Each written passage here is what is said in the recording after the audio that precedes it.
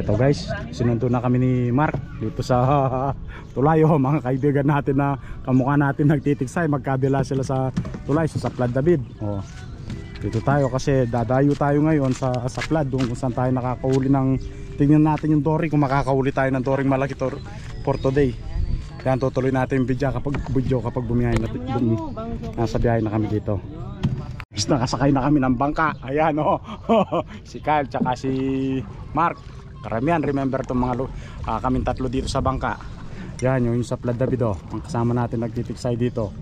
O yan o, yun may puputok, yun may pumutok, nakita nyo guys ha, narinig nyo. Yan, kami gagawin na dun sa isang lugar na may cream dory tsaka tilapia at dory. Sina Joel po na nandun na.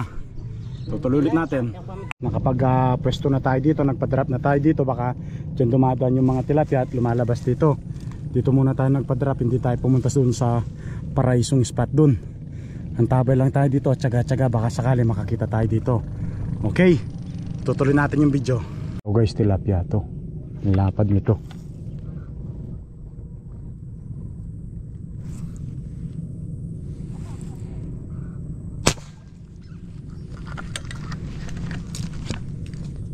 Hindi tinamaan.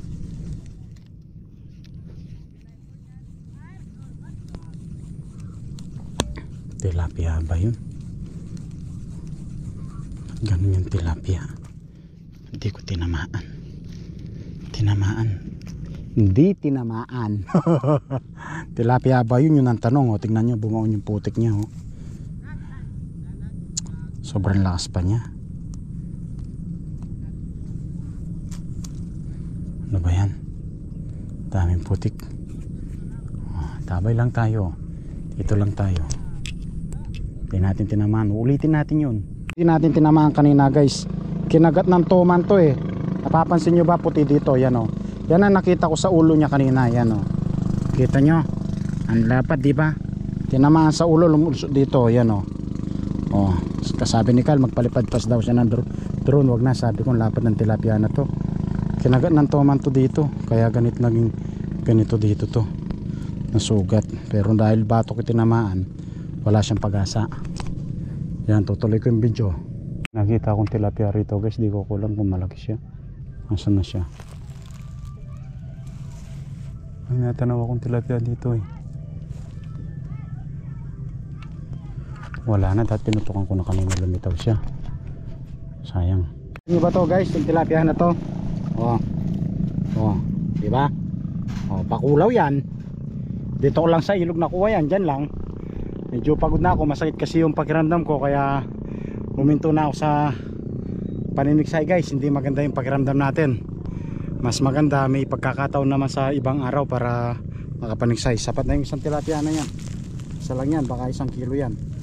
Oh. Yan. Tapos yan, puro dun mahangin, no? Tignan nyo, sa lawak ng ilog. Oh. Ayan o. Yan, sa susunod yung toman guys, di ko naputukan. Sa susunod naman, tapos na kami magtiksay at napatunay, nakahuli tayo ng bakulaw na manghilo. Ayun yung icebox natin. Tapos nakikita naman yung lugar na to, wala na, nagsiuwian na yung mga maniniksay dito sa pwesto na to. Kaya yung video natin hindi gano'n siya kahaba. Yan, andito lang tayo sa Saplad, medyo malalim yung tubig.